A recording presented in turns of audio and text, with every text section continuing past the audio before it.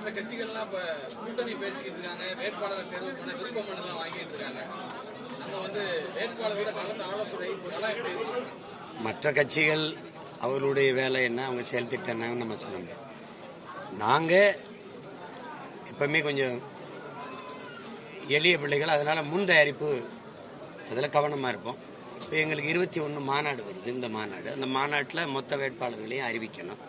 இப்போ புதுச்சேரிக்கு அங்கே தனியாக கூட்டமிட்டு அதை கூட்டம் போட்டு அறிவிப்போம். இப்போ அங்கே 28 தொகுதியில் போட்டியிடுறோம். இங்கே 234. இந்த 234 இங்கே அறிவித்து நாங்கள் களத்துக்கு போயிடுவோம். இந்த தேர்தல் தேதி எப்போ வருது அதெல்லாம். அதனால எப்பவுமே நாங்கள் முன் தயாரிப்பில் கவனமாக இருப்போம். போன முறை நாடாளுமன்றத்தில் எங்களுக்கு சின்னம் இல்லாதனால கொஞ்சம் ரொம்ப திணறிட்டோம். அது வேட்பாளர் அறிவிக்கும் போது கூட எங்களுக்கு எந்த சின்னத்தில் போட்டியிட போகிறோம்னு தெரியல. இப்போ எங்களுக்கு முன்கூட்டியே எங்களுடைய விவசாய சின்னம் இருக்கிறதுனால நாங்கள் தேர்தல் தேதி அறிவிக்கிற வரை காத்திருக்காம மாநாடு முடிஞ்சோடனே களத்தில் வேலை, இப்பவே எங்கள் பிள்ளை வேலை செஞ்சுட்டு தான் இருக்காங்க, தொடங்கிடும்.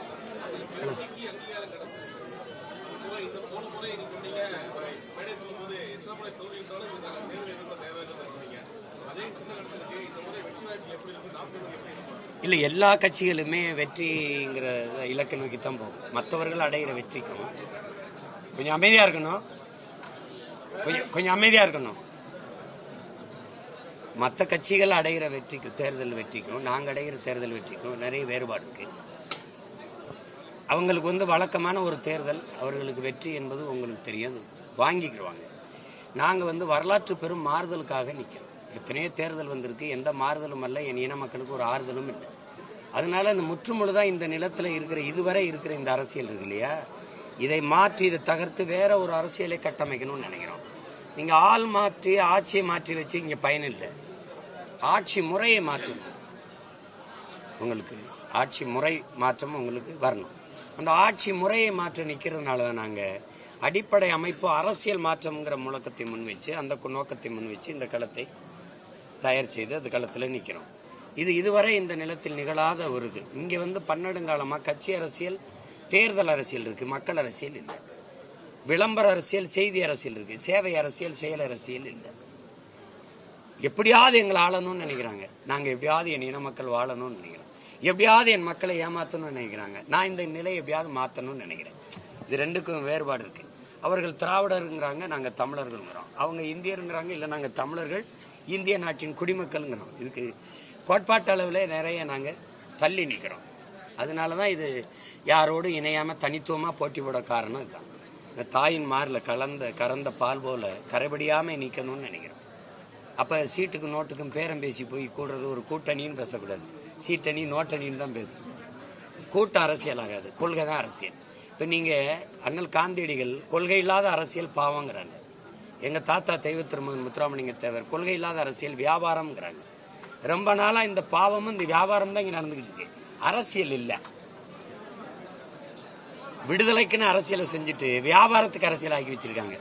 நாங்க வியாபாரம் செய்ய வரல, விடுதலை பெற வந்ததுனால எங்க அரசியல் விடுதலைக்கான அரசியல். எந்த கட்சி ஆட்சிக்கு வரணுங்கிற மாதிரி ஒரு முடிவு பண்ணாம ரெண்டு கட்சிகிட்டயுமே கூட்டணி பேசுறாங்க. கூட்டணி பேச்சுவார்த்தை இதை நீங்க அண்ணன்ட்ட கேட்க கூடாது. நான் இந்த செயலை அருவருக்கிறேன். நீங்க உங்களுக்கு அந்த வழி இருக்கிறனால தான் என்கிட்ட அந்த கேள்வியா எழுப்புறீங்க. இதை ஒரு தலைமுறையை கவனிக்கணும். இது எந்த மாதிரியான அணுகுமுறை? தேர்தல் வரும்போது பேரம் பேசிக்கிட்டு எங்க சீட்டு நோட்டு படியுமோ அங்க போறதுங்கிறது எந்த மாதிரியான கொள்கை கோட்பாட்டு அடிப்படையில் வேலை செய்யறாங்க? இப்ப திமுக இருக்கிற 10 அமைச்சர்கள்கிட்ட அதிமுக இருந்து அமைச்சர்கள். அப்ப இது ரெண்டு வெவ்வேறு கட்சின்னு எப்படி நினைக்கிறது? போன தடவை இங்க இருந்த அமைச்சராக இருந்தவர் இங்க இருக்கிறார். உங்களுக்கு புரிதுன்னு நினைக்கிறேன். அப்ப எந்த கட்சி வந்தாலும் அந்த கட்சியில போய் சேர்ந்து அங்க அமைச்சர் பதவி அனுபவிக்கிறது அது பதவிக்கானதா, மக்களின் உதவிக்கானதா, அது பணத்துக்கானதா, இனத்துக்கானதா? அப்ப இது ரெண்டு வெவ்வேறு கட்சின்னு எப்படி சொல்றீங்க? இந்த கட்சியில இருந்து இந்த கட்சியில கொள்கையில மாறுபட்டு இருந்தா எப்படி இந்த கட்சியிலையும் பதவி இந்த கட்சியிலையும் பதவியில இருக்க முடியும்? அப்ப இங்க போய் சேரும்போது தாய் கழகம்ங்கிறீங்க, இது சேய் கழகம்ங்கிறீங்க. அப்ப தாய் மாதிரி தானே பிள்ளை இருக்கும். தாய் சரியா இல்ல, கேவலமா இருக்கு, ஊழல் லஞ்சத்துல ஊறி திளைக்குது, அது கொலை கொள்ளையில் இருக்குது, இப்படி இருக்குது அப்படின்னா அதே தானே அதையும் செய்யும். நூலை போல் சேலைங்கிறான், தாயை போல் பிள்ளைங்கிறான். நூலு மஞ்சளா இருந்து சேலை சிவப்பா வருமா? அப்ப அது ரெண்டும் ஒண்ணுதான். இதை முறைஞ்சுக்கணும். இங்க கொடியில வண்ணம் மாறும், கொள்கையில என்ன மாறாது. திமுகவுக்கும் தாவேக்காக்கும் தான் போட்டின்னு அவங்க பேசுறாங்க. நேற்று விருப்ப மனு வாங்கியிருக்காங்க. பனையூர் தொகுதியில விஜய் போட்டியிடுன்னு சொல்லி விருப்ப மனு கொடுத்துருக்காங்க. அந்த அளவுக்கு ஒரு சூழல் இருக்கு. அந்த மாதிரி ஒரு இது இருக்கு. பனையூர் தொகுதியில போட்டியிடுன்னு சொல்லி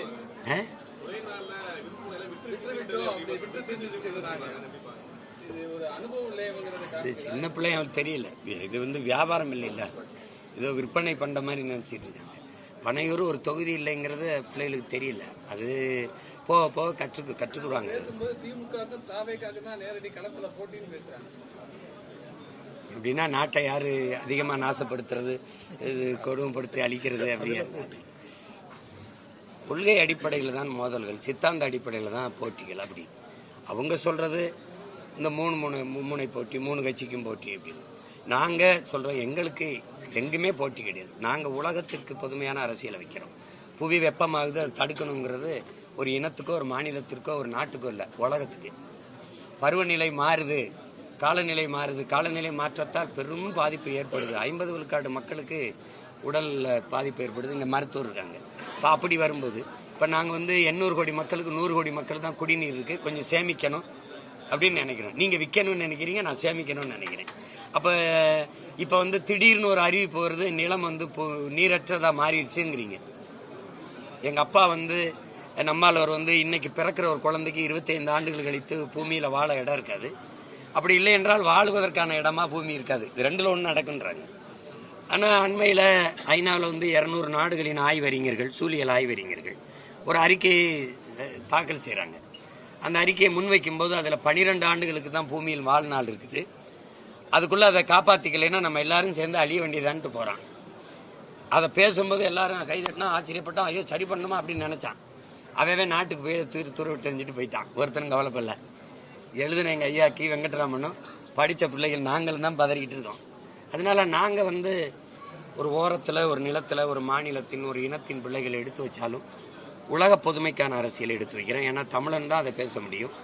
ஏன்னா யாதும் ஊரே யாவரும் கேளீர்னு பேரன்போண்டு நேச்சது என் தமிழ், அதனுடைய பிள்ளைகள் நாங்க தான் அகர முதல எழுத்தலாம் ஆதி பகவன் முதற்றே உலக என்று உலகம் தழுவி நேசித்து நின்ற பிள்ளைகள், உயிர்மை நேயர்கள் நாங்க தான். இப்ப நாங்க தான் உலக பொதுமைக்கான அரசியலை முன்வைக்க முடியும். அப்ப அதனால இந்த அரசியல்ல இந்த வாக்குக்கு காசு கொடுக்கறது, கூட்டணி பேரம் பேசிக்கிறது, கூட்டத்தை சேர்த்துக்கிட்டு போறது, நாங்க வந்தா அதை செய்வோங்கிறது, 1000 குடும்ப தலைவிக்கு நான் வந்தா 2000, நான் வந்தா ஆண்களுக்கு பேருந்து இலவசம், இல்ல பெண்களுக்கும் இலவசம், இது அல்ல எங்க அரசியல். அதனால அதுக்குள்ள நாங்க வரல. காங்கிரஸ் கட்சியை உள்ள கொண்டதுல தாவேக்கா ரொம்ப முயற்சி பண்ணிட்டே இருக்கிறாங்க கூட்டணி சேர்ந்ததுல. ஏன் நீங்க பல அரசியல் கருத்துக்களை விஜய் சொல்லி கொடுத்துருக்கீங்க, அவங்களோட பேச்சுவார்த்தை பேசியிருக்காங்களா? இல்ல முதல்ல அது பேசுனது தம்பி வந்து காங்கிரஸை சேர்த்துக்கலாமான்னு கேட்கும்போது நான் தம்பிக்கிட்ட கேட்டேன், காங்கிரஸை சேர்த்துக்கிட்டு என்ன அரசியல் பேசுறதுன்னு கேட்டேன். அவர் கவனிச்சார். அது இப்ப எப்படி பேசுவீங்க? கச்சத்தீவுன்னு பேசுவீங்களா, இல்ல காவிரி நதிநீர் உரிமையை பேசுவீங்களா, இல்ல மீத்தேன் ஈத்தேன் நம்ம நில வளத்தை சுரண்டதுன்னு பேசுவீங்களா, கல்வி மாநில உரிமை அதை எடுத்துக்கிட்டு போனது எப்படின்னு பேசுவீங்களா, இல்ல சரக்கு மற்றும் சேவை வரி கொண்டு வந்தது யாரு, நீட்டை திணிச்சது யாரு, என்ஐஏ கொண்டு வந்தது யாரு, இல்ல நமது உரிமைகள் எல்லாம் பறிச்சு மாநில உரிமையை கேட்டு நிக்கிறோம், மாநில உரிமைலாம் எடுத்துட்டு போனது யாரு? உங்களுக்கு புரியுதுன்னு நினைக்கிறேன். ஒரு தேசிய இனம் தன் விடுதலைக்கு போராடிச்சு, ஒரு தேச விடுதலைக்கு. அந்த விடுதலையை அழிச்சு நாசமாக்கின ஆள் யாரு? கட்சி யாரு? அதிகாரம் யாரு? அப்ப அந்த கட்சியை சேர்த்துக்கிட்டு எந்த அரசியல பேசுறது? இந்தி திணிப்பா, இந்தி எதிர்ப்பா, இந்திய திணிச்ச மகான் யாரு? எல்லாம் அவங்க தான். இப்ப மதவாதமா, பாரதிய ஜனதா மதவாதமா? சரி, மிதவாதமா காங்கிரஸ்?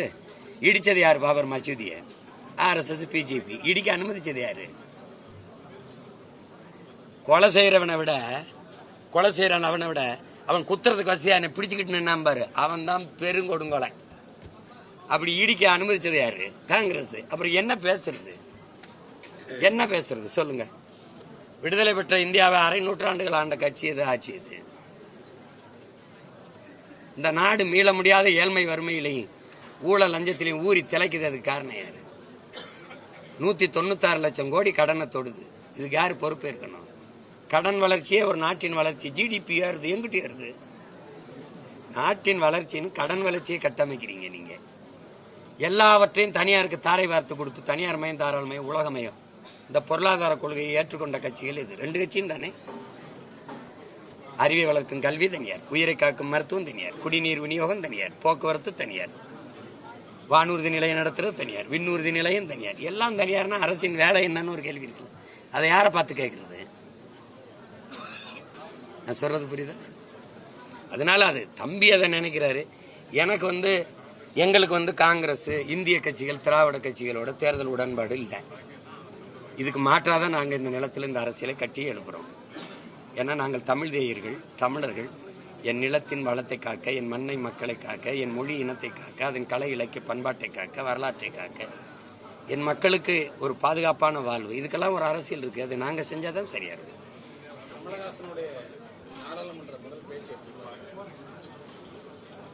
அது நான் கேட்டல நல்லா இருக்குன்னு தான் சொன்னாங்க. அண்ணன் நல்லா பேசினாருன்னாங்க. அது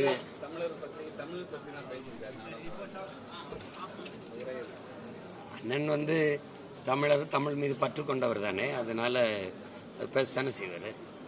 அது ஒரே மண்ணில் இருந்து வந்திருக்கோம் அண்ணன் தம்பியும். அப்புறம் நான் பேசுறது அண்ணன் பேச மாட்டாரா என்ன? வேற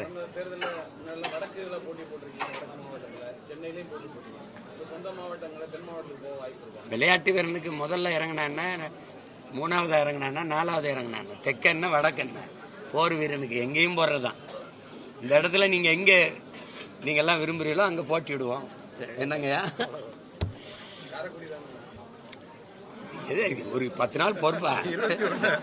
என்னடா 10 நாள் பொறு அண்ணன். வேற பிரதமரும் வர இருக்காரு அடுத்த மாசம் முதல் வாரத்துல.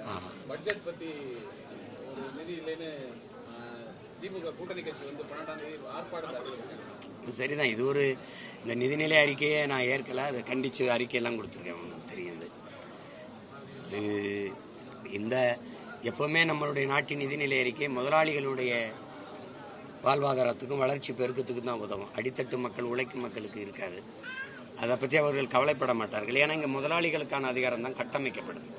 இப்போ அதனால அதை போய் பேசி வாக்குக்கு காசு கொடுக்குற இடத்துலையே லாப தேவை வந்துடுது, மக்கள் சேவை செத்துருது. அப்புறம் அதை பேசி பயன் இல்லை. அதை மாற்றணும். அதுக்கு ஒரு தலைகீழ் மாற்றம் தேவைப்படுது. அந்த மாற்றத்தை செய்யக்கூடிய ஒன்று இருக்கு, அதான் புரட்சி. அதை தான் நாங்கள் செய்து கொண்டிருக்கோம்.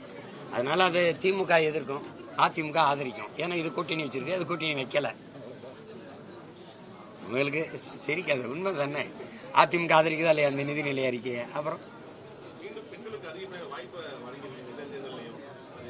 அது வாய்ப்பு இல்லை. அவங்க வாய்ப்பு அவங்க எடுத்துக்கிறாங்க. மிச்சம் இருக்கிறது எங்களுக்கு கொடுத்துருக்காங்க. போட்டு பாவம் பார்த்து எங்களுக்கு 117 இடம் கொடுத்துருக்காங்க. இது அவங்க இடம். அவங்களுக்கு உரிமைன்னு சொல்றதுக்கோ அதுக்கு உரியதுன்னு சொல்றதுக்கோ நான் யாரு பைத்தியக்காரன்? அவங்க இடம் அவங்க எடுத்துக்கிறாங்க. எடுத்துக்கிறதுக்கான சனநாயகமும் அன்பும் பாசமும் இங்கே இருக்கு. அவங்க எடுத்துக்கிறாங்க. அவங்க எடுக்கும்போது என் மக ஓடி போய் வெற்றி கோப்பையை தொட்டா நான் கைதட்ட மாட்டேன். அப்படி கைதட்டுறேன். என் தங்கை எடுக்கும்போது, என் தாய் எடுக்கும்போது, என் அக்கா எடுக்கும்போது, என் மகள் எடுக்கும்போது கைதட்டுறேன். அவ்வளவுதான் நான் செய்ய முடியும். இதுல என்ன பெருமைப்பட இருக்கு? கடமை செய்யறோம். வேற சிறப்பான திட்டம் இருக்கு. காசு மட்டும் இல்ல, ஏதாவது கொடுத்து விடு. என்னையா பணம் தான் இல்ல, அதை கொடுத்துரு. அதெல்லாம் நல்லா நடக்கும். வந்துருங்க அன்னைக்கு புரட்சி வெல்லட்டும்.